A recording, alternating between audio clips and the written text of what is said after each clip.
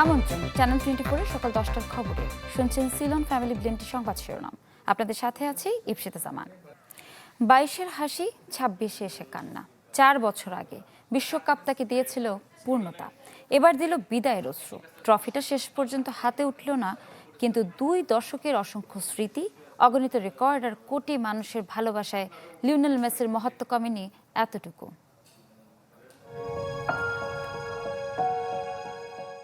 একবার পেরেছেন, আর না পারার কষ্ট আরও একবার পেলেন, তাই তো চোখের জলে বিদায়।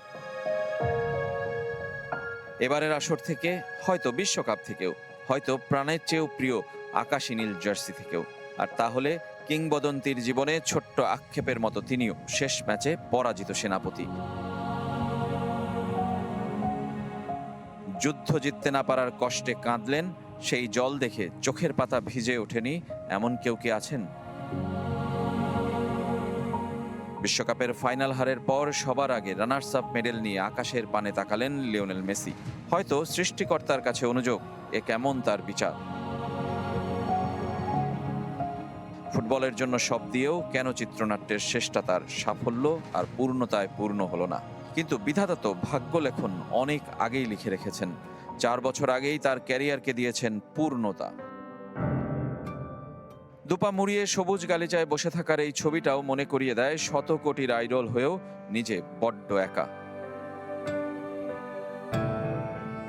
দলকে এতটা দিলেন, 8 গোল আর 4 অ্যাসিস্ট। শেষ ম্যাচেও কিনা তার উপরই নির্ভর করলো আর্জেন্টিনা।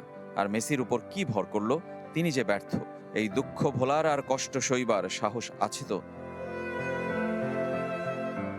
2 দশক আর 6 বিশ্বকাপের যাত্রা থামলো বলে, কিন্তু তাকে ভোলা যাবে না, ভুলতে দেবে না 22-এর হাসি 26-এর কান্না। Rezwanuzzaman, channel 24, new York new jersey stadium, যুক্তরাষ্ট্র।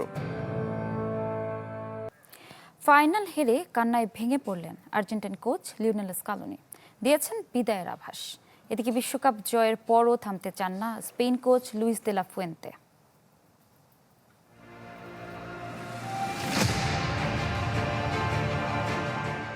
এবার মার্ক কুকুরেয়ার প্রতিজ্ঞা রাখার পালা।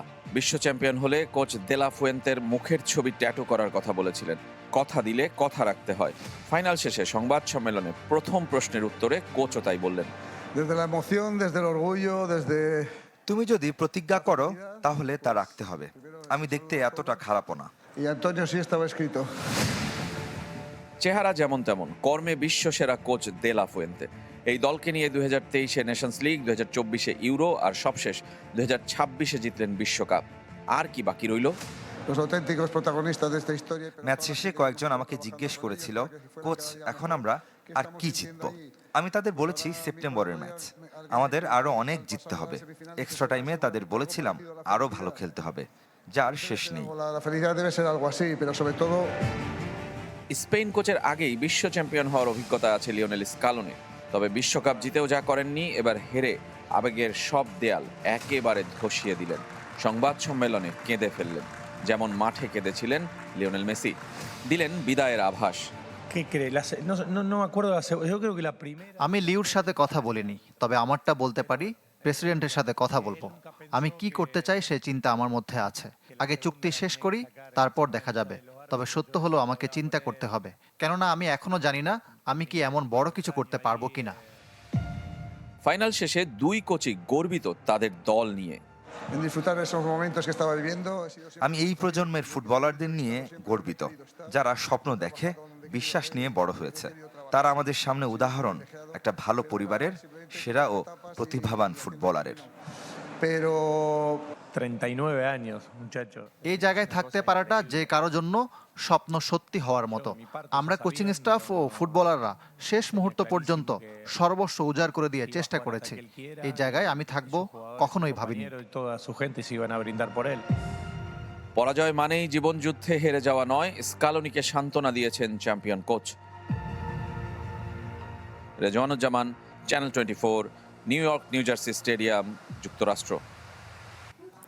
টানা 9ম রাতের মতো ইরানের নতুন দফায় বিমান হামলা চালিয়েছে যুক্তরাষ্ট্রের সেন্ট্রাল কমান্ড।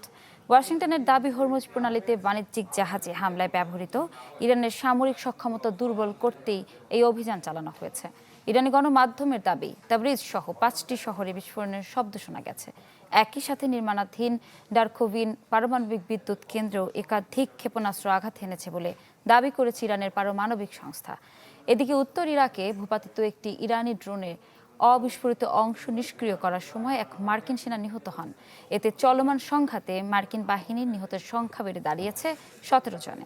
অন্যদিকে বাহরাইনের রাজধানী মানামায় কেন্দ্রীয় এলাকায় সম্ভাব্য ইরানি হামলার আশঙ্কায় সতর্কতা জারি করেছে যুক্তরাষ্ট্রের দূতাবাস। মার্কিন নাগরিকদের সতর্ক থাকতে এবং প্রয়োজন হলে দ্রুত নিরাপদ আশ্রয়ে যাওয়ার আহ্বান জানানো হয়।